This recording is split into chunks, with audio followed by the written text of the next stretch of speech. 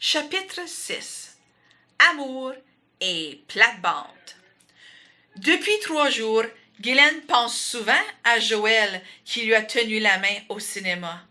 Il se montre très galant envers Guylaine. N'a-t-elle pas surpris à maintes occasions ce regard intéressé?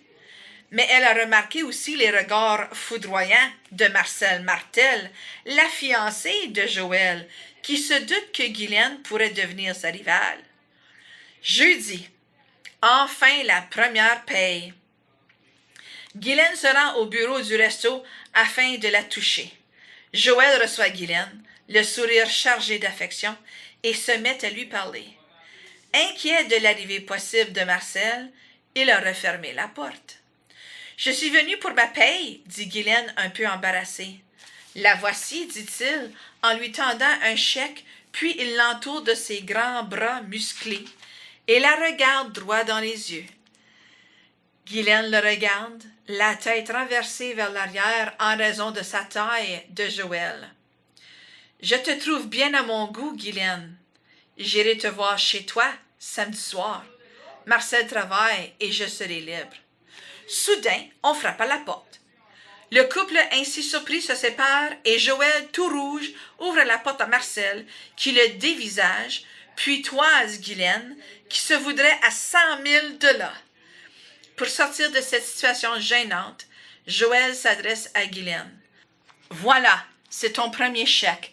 Ne le dépense pas tout au même endroit et surtout ne pars pas pour la Floride. »« Soyez sans crainte, monsieur Marchand, » répond Guylaine avec un décorum exagéré. « Nous avons un problème avec l'une des plaques chauffantes, monsieur Marchand. Voulez-vous monter y voir tout de suite? » Le ton de sa question et le vouvoiement ironique n'ont rien d'équivoque. C'est vraiment un ordre. « Bonjour, mademoiselle Martel. Bonjour. » Cette salutation sèche ne présage rien de bon pour la jeune rivale. Parvenue à l'extérieur, Guylaine examine son chèque. 12 heures de travail à 4 $ de l'heure, moins 3,85 $ de déduction. Cela fait 44,15 $ de dollars.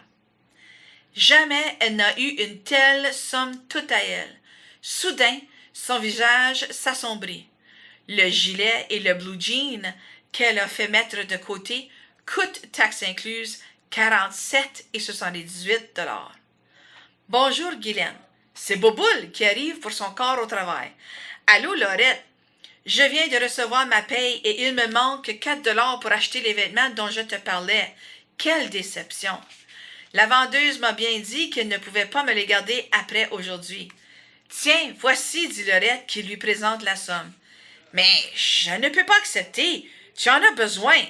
Ben non, j'ai encore 10 $ dans mon sac. Tu me rendras cet argent quand tu le pourras. Je ne suis pas pressée.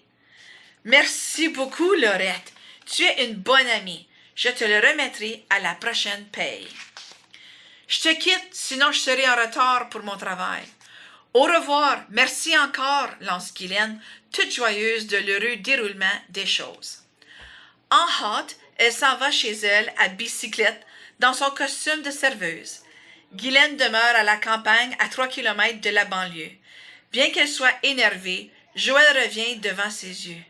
Elle le voit, penché au-dessus d'elle, lui murmurant « Je te trouve bien à mon goût. » Enfin chez elle, Guylaine se change et repart vers la caisse populaire. La voilà. « Mais mademoiselle, vous ne pouvez encaisser ça, lui dit la caissière. « Pourquoi pas, répond Guylaine, les yeux égarés de crainte. « Parce que c'est le talon de ton chèque, celui qui décrit ton salaire et tes déductions.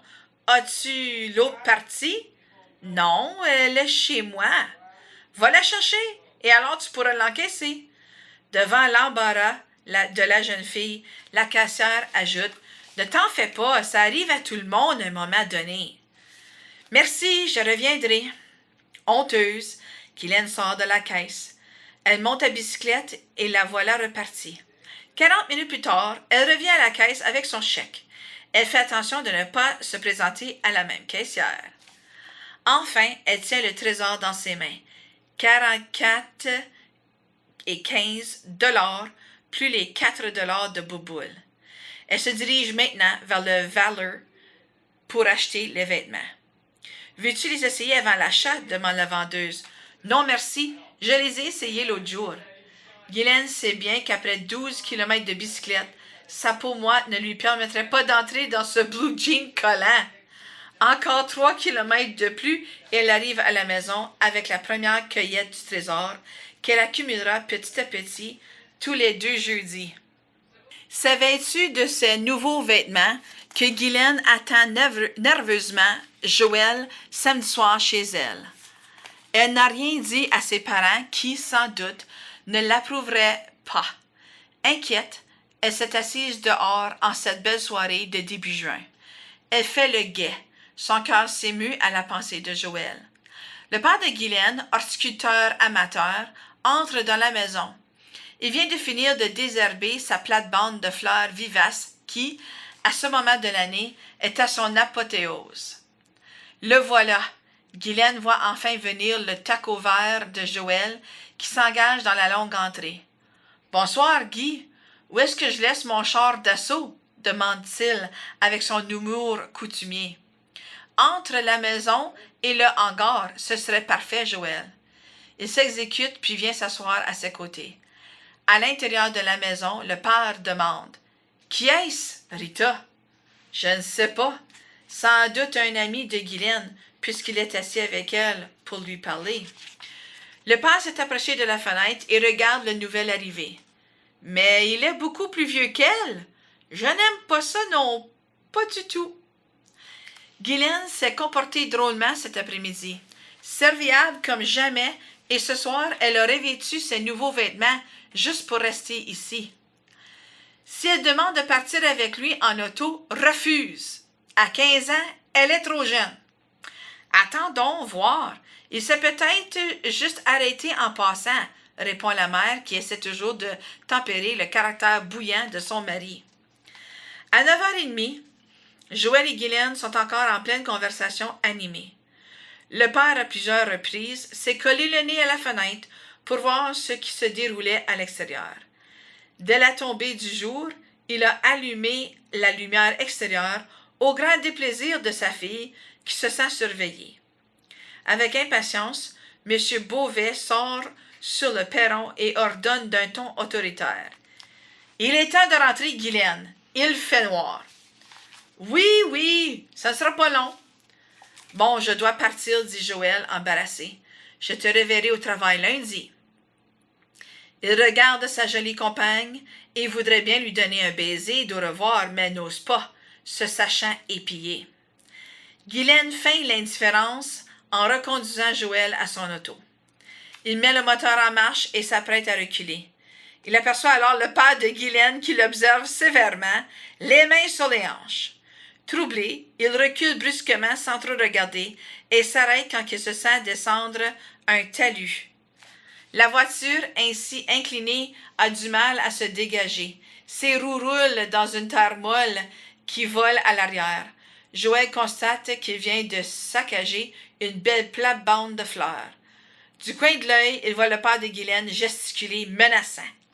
Le bruit de son moteur ne lui permet pas d'entendre les paroles, mais il les devine à l'expression du visage.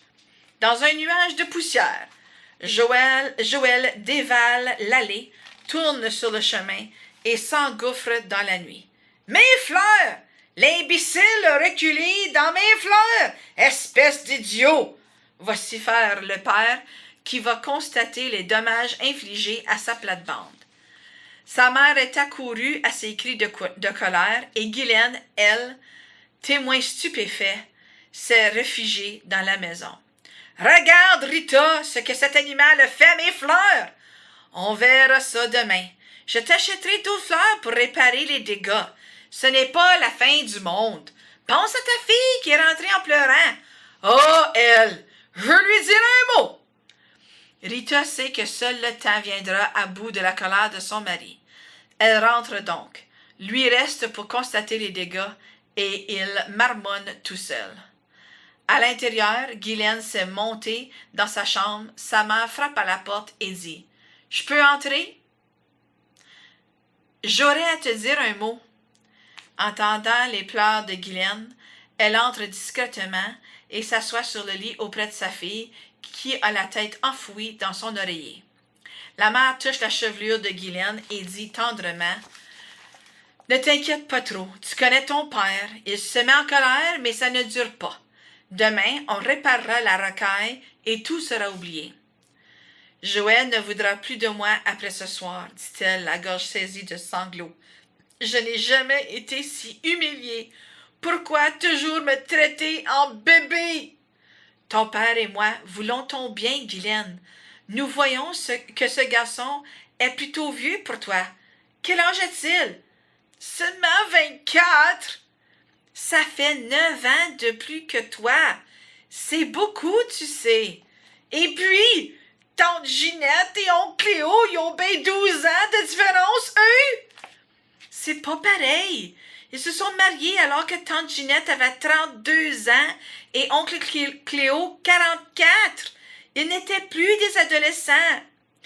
Je ne peux jamais faire ce que je veux. Je suis écœurée de cette famille qui m'empêche d'être heureuse. Je vais quitter la maison. Je travaille maintenant. La mère constate qu'il est impossible de raisonner sa fille en révolte. Après un instant de silence, elle ajoute « Couche-toi maintenant et dors bien. Demain, on en reparlera à tête reposée. » Maternellement, elle touche le bras de sa fille, puis elle sort.